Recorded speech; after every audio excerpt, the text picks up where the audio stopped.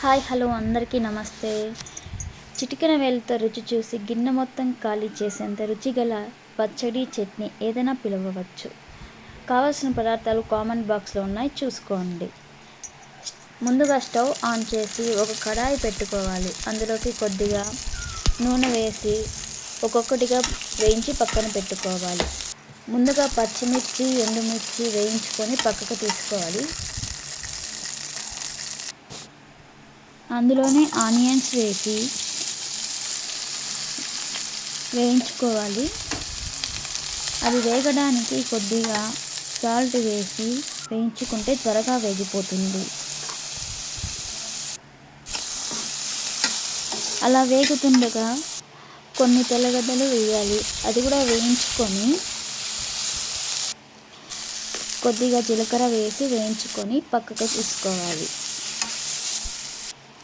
అందులోకి కొద్దిగా ఆయిల్, కరివేపాకు వేసి బాగా వేయించుకోవాలి.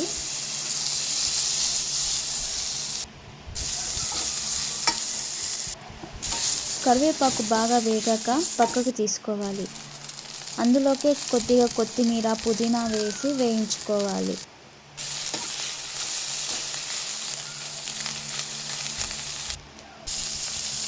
అది బాగా వేగాక అందులోకి ఎర్రగడ్డ మిశ్రమాన్ని వేసి కొద్దిగా చింతపండును కూడా వేసుకోవాలి.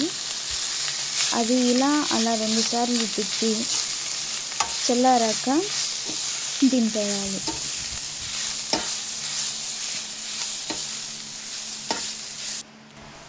ఈ మిశ్రమాన్ని చల్లారాక మిక్సీ పట్టుకోవాలి. అందులోకి కొద్దిగా ఉప్పు వేసుకోవాలి.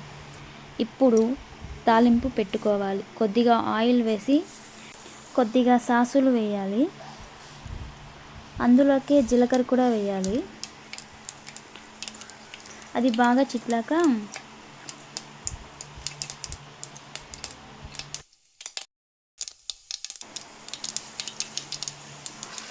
అవి చిట్లాక ఆనియన్, కరివేపాకు వేయాలి. అందులోకి కొద్దిగా తెల్లగడ్డలు దంచి వేసి బాగా వేయించుకోవాలి.